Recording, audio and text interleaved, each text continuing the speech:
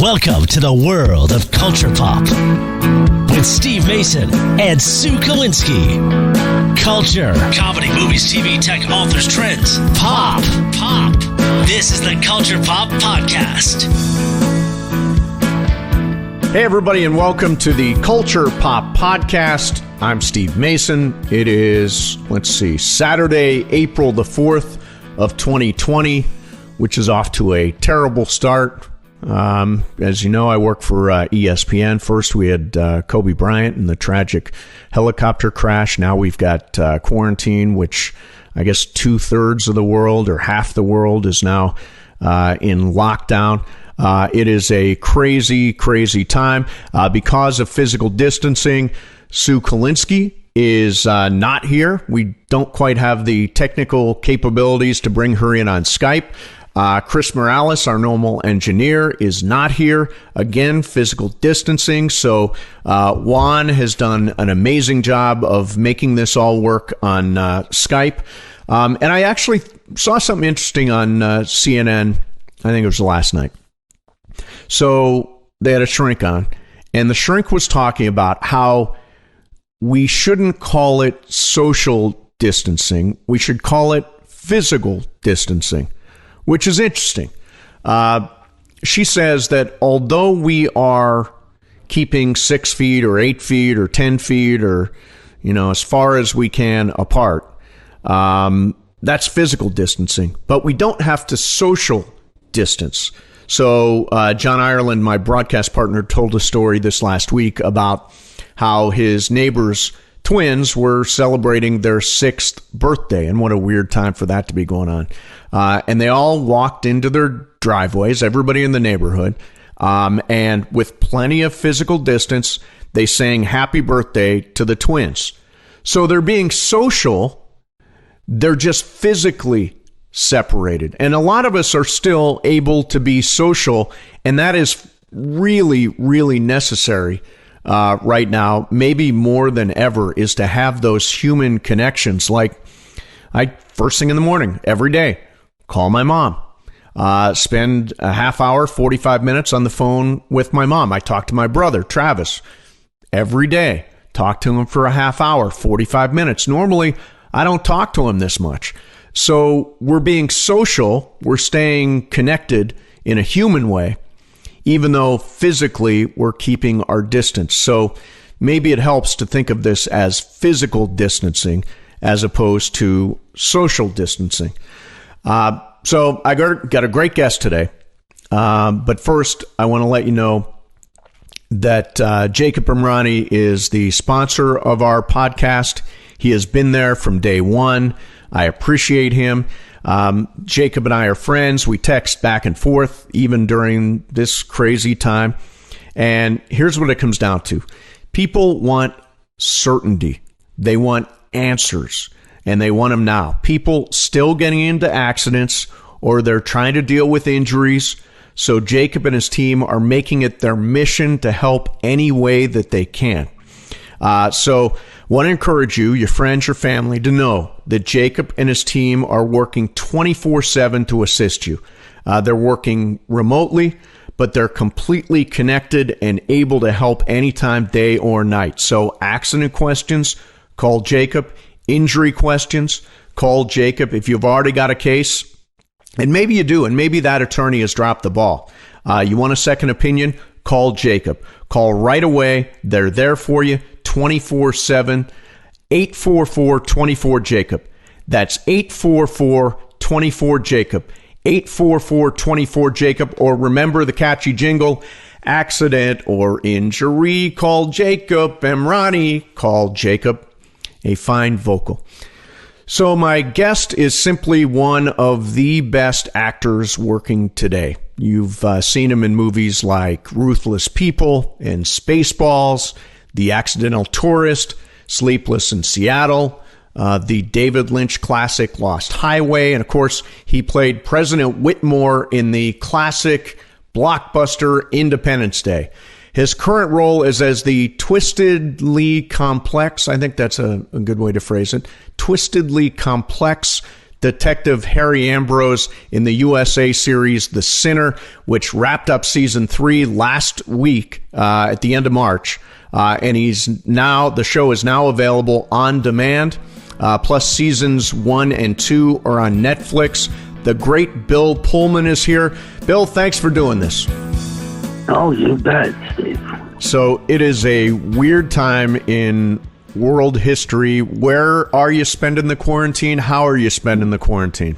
Well, nothing too exceptional. Stay at home is stay at home. And so, I got lucky to have make it back to L.A., where I had been working in New York, but managed to make it back to where 3 kids are and my wife. And so we've been just living with close quarters.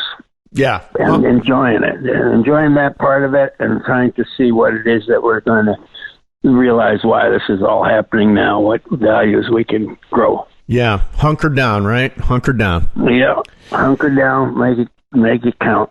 So I want to talk about The Sinner, but if it's okay with you, I want to do a little, we've got some time. I want to do a little career retrospective, if that's okay. Sure. So when did you first know you wanted to be an actor? Oh, man. Well, the idea of how fun acting is one thing, and then the idea to be an actor, look to make my living with that, 2 different things, of course.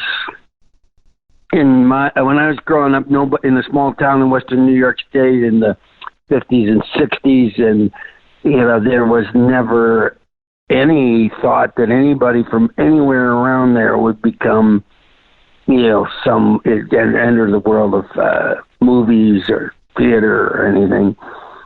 There would be occasionally a celebrity of sorts who would come by during the Shop-A-Rama days. They'd have a festival in August, and there was a couple of television stars came through, and I remember thinking that it was an exotic life, but I didn't really ever aspire to it.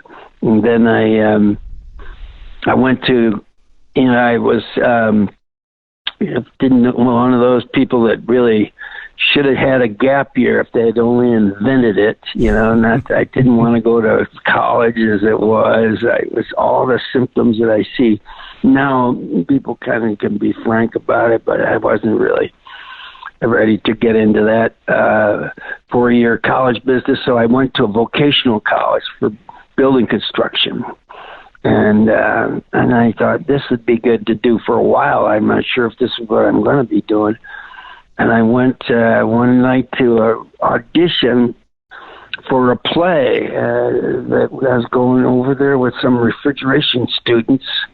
And they were on a lark, and it looked like a good lark. And I wanted to get into the mix, and the very charismatic drama director, Bill Campbell, who I thought, wow, this guy's living free and large and honest. And I loved him. I loved it. And I'm really and he cast me, and then I really, really loved him and his wife, Andrea, and their kids. And he really shepherded me and said, Pullman, you aren't going to do any of those. I was dialing up a different career every 2 weeks, I guess, typical of people that age. But I was, landscape art, urban plan.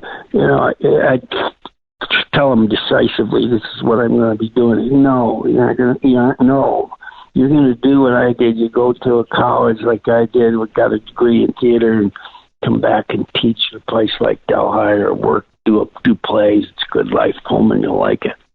So were you good? Were you good at it right away? I did. Yeah, I did take his advice, but I was headed in the direction of kind of academic theater then for a while, and then I had to recognize I didn't. I got an MFA eventually in directing theater. Always acting all along, but interested in learning more about what it is to put a whole production together. So and I thought that was going to be my life. And then I was teaching, and I did. I got a job teaching at Montana State University and doing plays, and I realized I wasn't really, it didn't quite fit. The gun wasn't in the holster, right?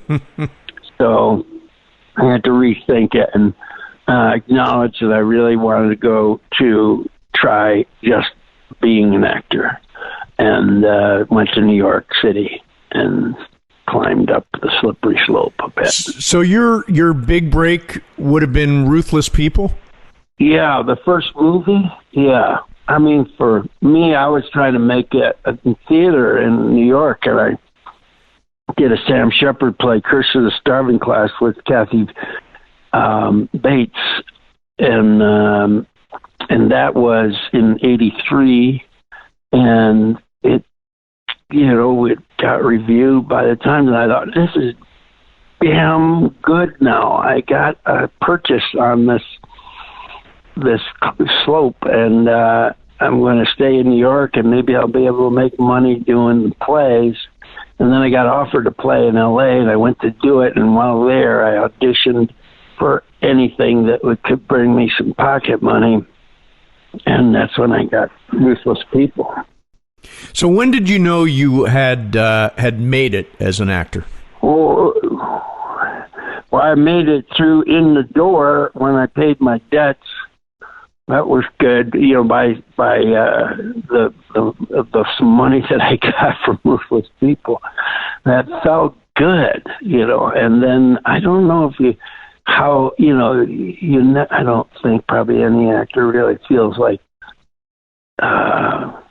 they're aware if they've made it or not. They can have little aspirations that way, but things can dry up or turn left or right.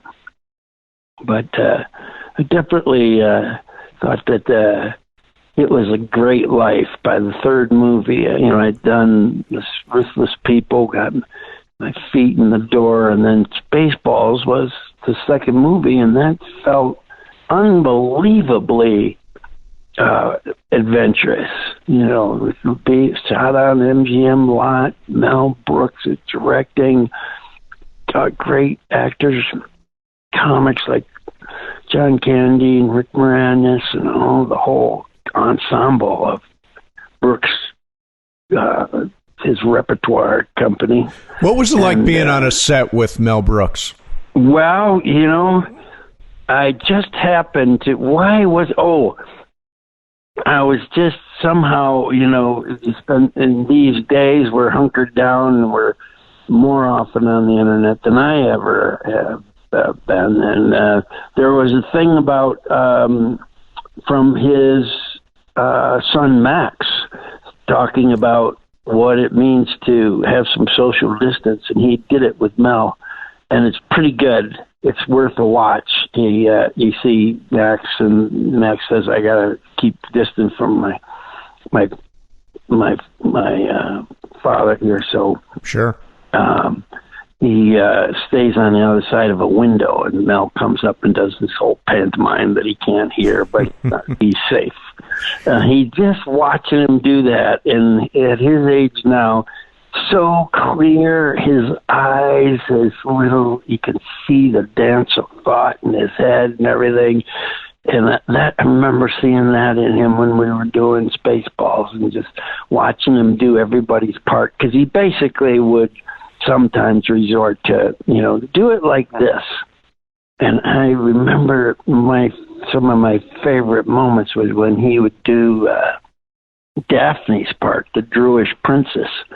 And I just thought, why is he so genius with his little arrogant looks and his pouty neck, being a woman that's a Druish princess? And I thought, there's moments that I really never forgot.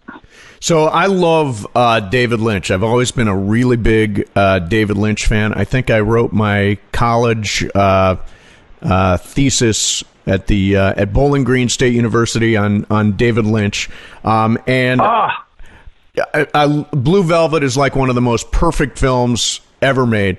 You did Lost Highway, and I've watched Lost Highway a lot.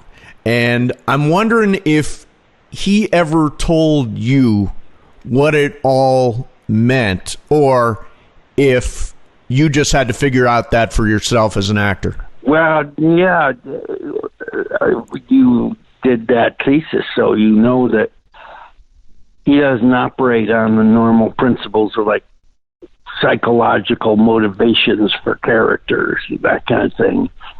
You know, he comes out of the art world, so he doesn't have, and he probably could have learned it, but he just doesn't believe it. I don't think I'll let talk him.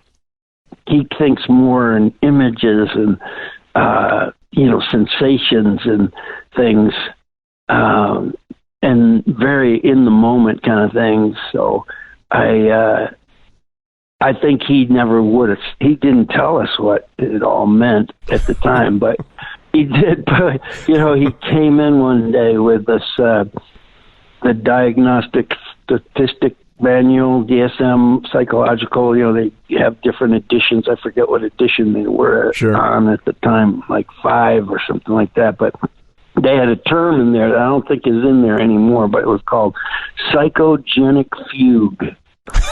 And he read the description of a psychogenic fugue, and he said, if you want to know what this is about, there, I feel like I can point to this now, and it'll help people out. A psychogenic fugue. What does it mean? Do you remember? Well, I bet you could Google it and get it a little better than, it basically was like a version of dissociative behavior, which now we call dissociative behavior. Right, Bobby. right. So, somewhere you go, somebody, I know people, really close people. It's just, I'm one writer, and I'm always astounded by, she can be functioning and all of a sudden she's gone, and she'll come to 4 days later and she's driving somewhere in Pennsylvania and she doesn't know how she got there. And I think it's probably in that ballpark. Right. So Independence Day comes along, and I'll tell you that I owned movie theaters back in those days, and I owned a struggling movie theater in Hawthorne, California, and Independence Day came along, and that picture played for 4.5 months and literally kept our doors open. Was that the peak of fame for you? Peak of fame. Well, it's a certain kind of fame, I guess, in terms of it's remained a staple, and it put me in the pantheon of movie presidents, and it definitely was has remained a movie that hasn't seemed to lose its spark somehow. And I love that speech. It's almost like the Saint Crispin Henry V speech that you give at the just before humanity is going to strike back at the aliens. It's such a great moment in that movie. Oh, good. Yeah. That thing, I see people want to do it to me and do the speech or send me little videos of them at the wedding, at somebody's wedding, reciting it. It's very, it's adaptable as it's turned out. It's useful. Social occasions. Yeah. Get people motivated. So let's talk about The Sinner, which I just finished last night, and I've seen all 3 seasons now. And you play Detective Harry Ambrose, and you are just amazing in this role. Just absolutely amazing. And the thing I love, Bill, is that with a great actor, you can watch them and see a few things happening simultaneously on their face. And that's what I love about this performance. Oh, good one. Yeah. I think I've always held away from, I stayed away from recurring series, and I was so certain I'd be dead in the water, but I'm so thankful I got a chance to do this part over 3 seasons at least, and you realize it just gives you permission to go into a behavior that I don't know. It's a lot more fun than I thought it was going to be. When you did season 1, did you know this series was going to be about Ambrose? No. Yeah, that was part of it too. I guess I didn't really know whether it was going to repeat. So, they had Derek Simons, who was the showrunner, creator, and excellent commander-in-chief in the most Jungian way.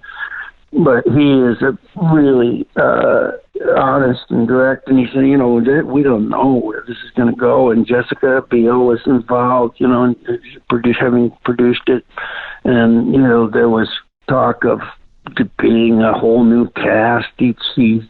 They had a whole blue sky that they were looking at.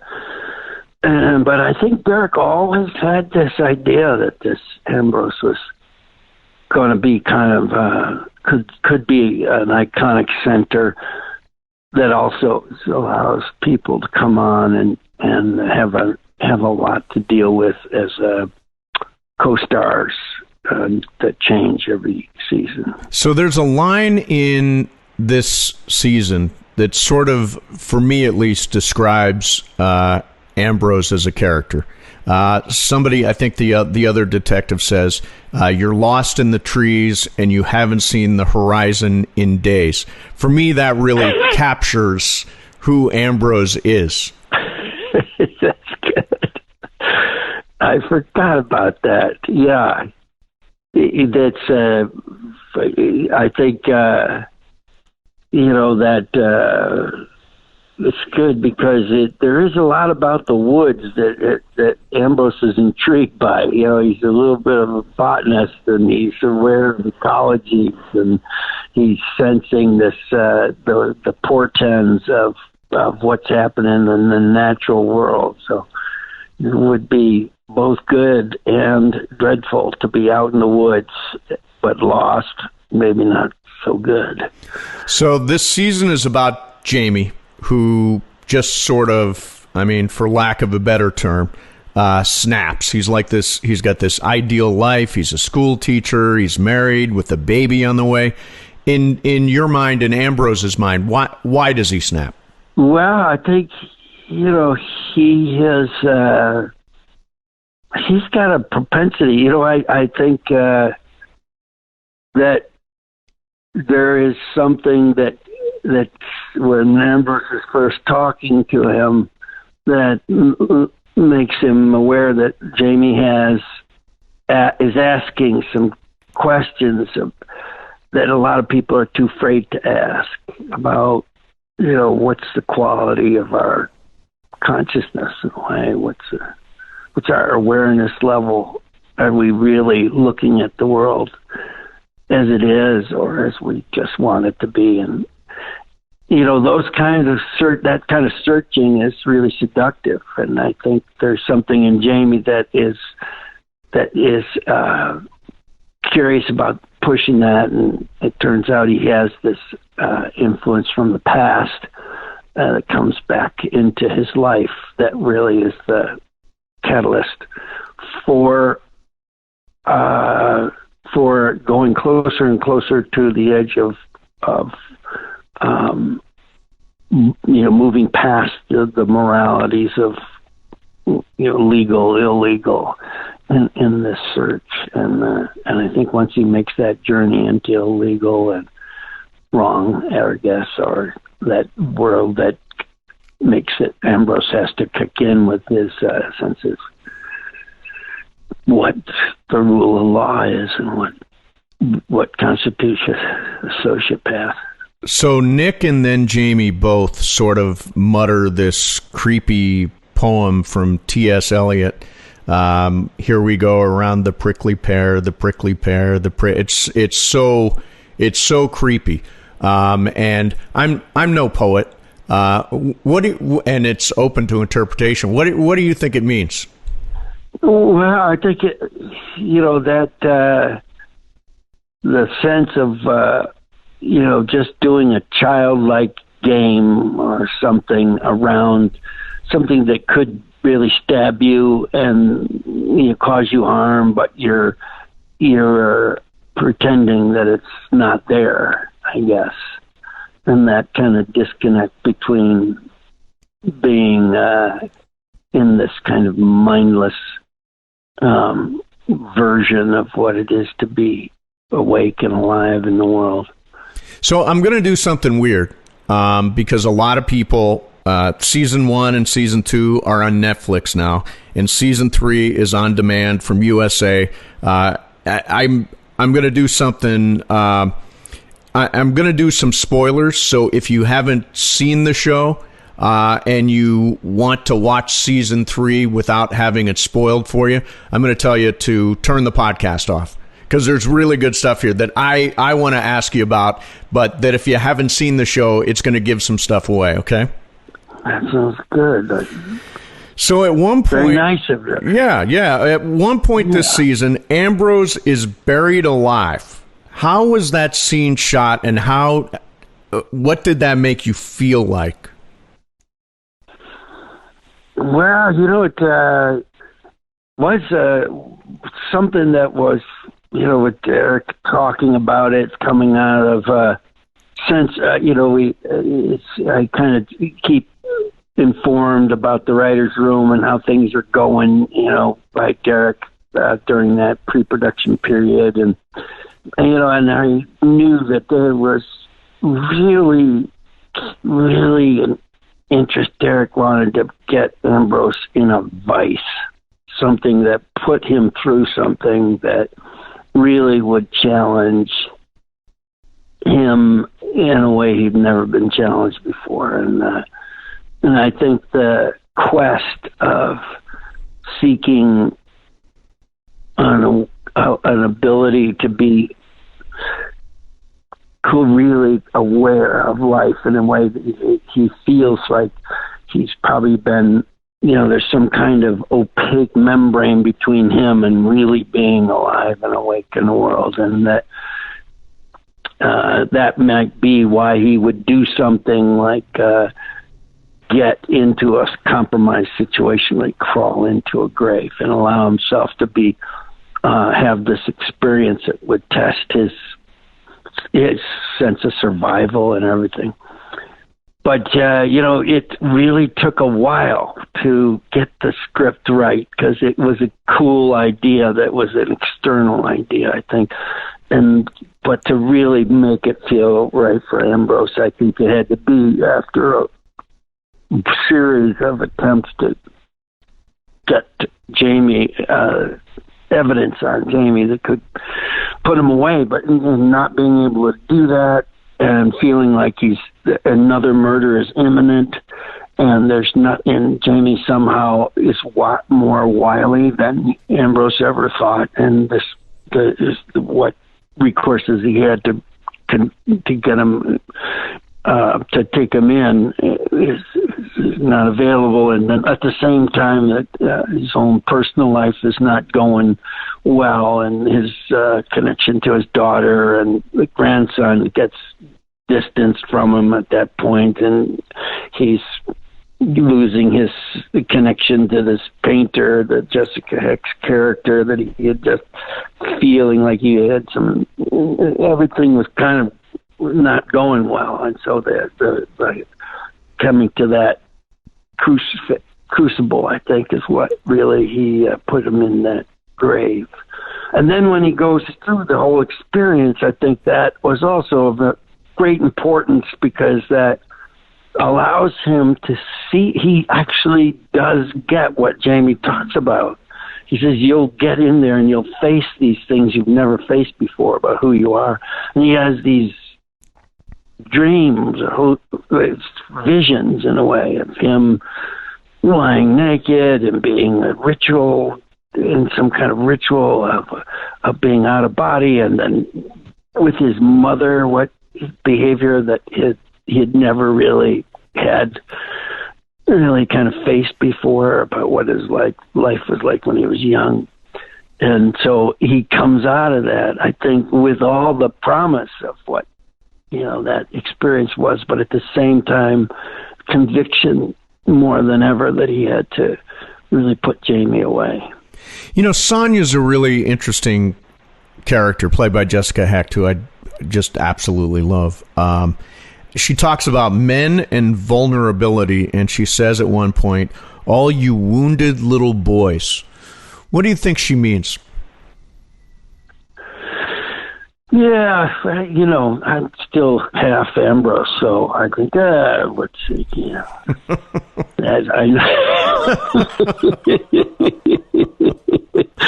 yeah, with your little, Freudian whatever, that were men that haven't really, that we're all somehow victims of, it's kind of self-identified that way or something, but, or at least, living out lives that are wounded in reaction to some kind of some transgression of ego or something.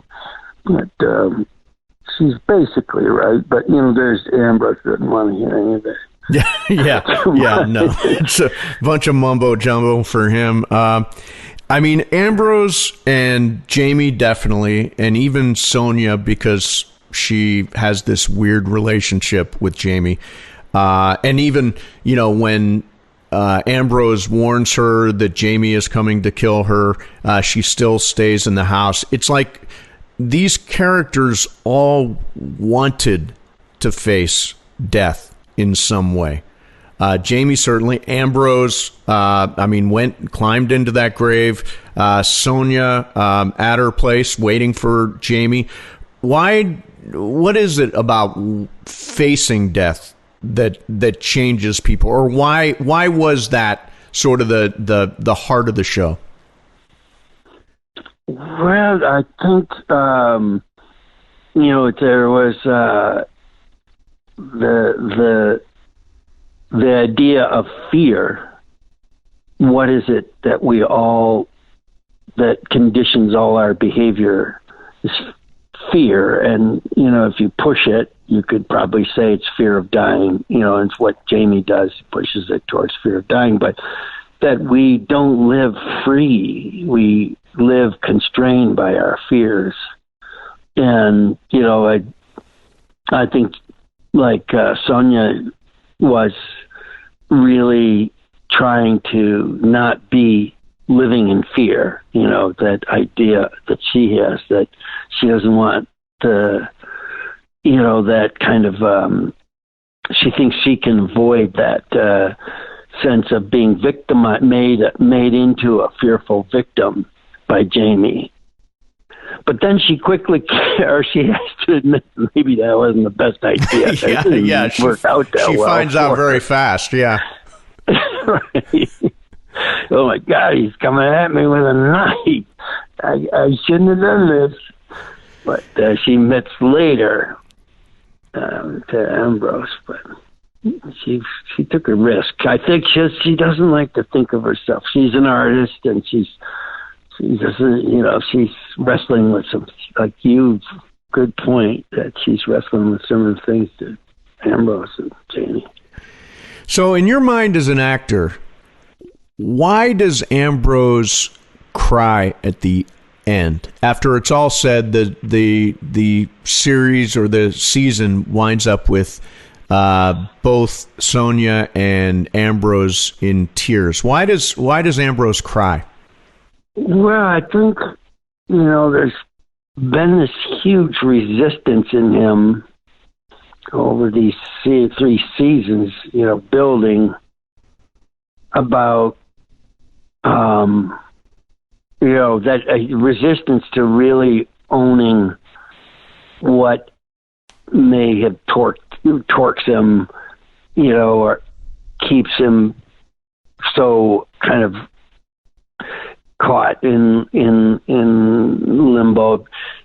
You know, he's compartmentalized and he's kind of aware of it, but he doesn't want.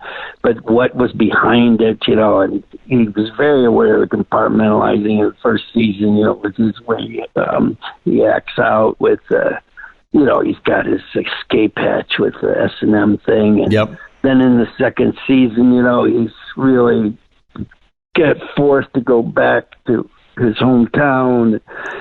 You know, really kind of compartmentalized a lot there about what it was like to feel abandoned by this psychotic mother, and you know, but never quite getting the release of that, just sensing it all. And I think somehow in that last scene for me, it was something that withdrew from having, for the first time, a kind of a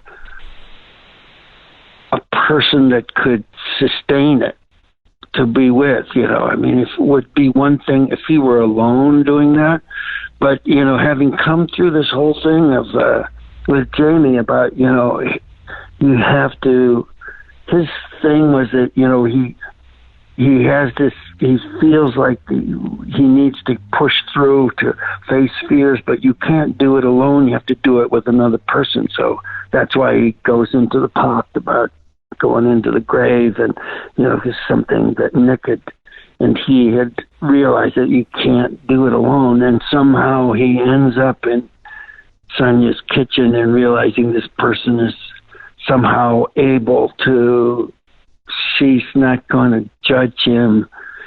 She's not judging him. She's almost anticipating that there's something. He's just been so worried and carrying all this about a lot of different things and people's well-being and everything, and that he hasn't owned it, and that somehow she gives him permission to own it. Yeah. Well, listen, I mean, needless to say, I love the show and am a huge fan. It is such a great show. Seasons 1 and 2 are on Netflix. The Sinner season 3 is on demand from USA, and it's really a pleasure to talk to you, Bill. I'm a really big fan. Wow, you're astute. I think it's good to have some meat on the plate to chew on, you know, and there's a lot to chew on, and you got right to it. Appreciate that a lot. Awesome, man. Hey, thanks. Stay safe during this quarantine time, and I hope you have a good time with your family. Thanks a lot, Steve. Good to talk to you. Accident or injury, call Jacob and Ronnie. Call Jacob. Hey, it's Mace. If you or a loved one is injured in any kind of accident, please don't wait. Call Jacob immediately for a free consultation. That's right, free. When an accident happens, it can turn your world upside down, so put the best on your side. Jacob doesn't even get paid unless you win. First name, first thought, first call, Jacob, Jacob, Jacob. After an accident, 24 hours a day, call 844-24-JACOB or visit calljacob.com. Call Jacob. There he is, Bill Pullman, really, really one of the great actors. And The Sinner, if you're looking for something to watch right now, so it's a little dark. It's a psychological thriller, but man, it is a cool show. And man, he is so friggin' good. All right, there you have it. There is today's Culture Pop podcast. We're trying to do more of these, so stay tuned. You can subscribe, rate, and review. We appreciate that, and we will see you next week. Be sure to subscribe, rate, and review. We'll see you next week for an all-new episode of Culture Pop.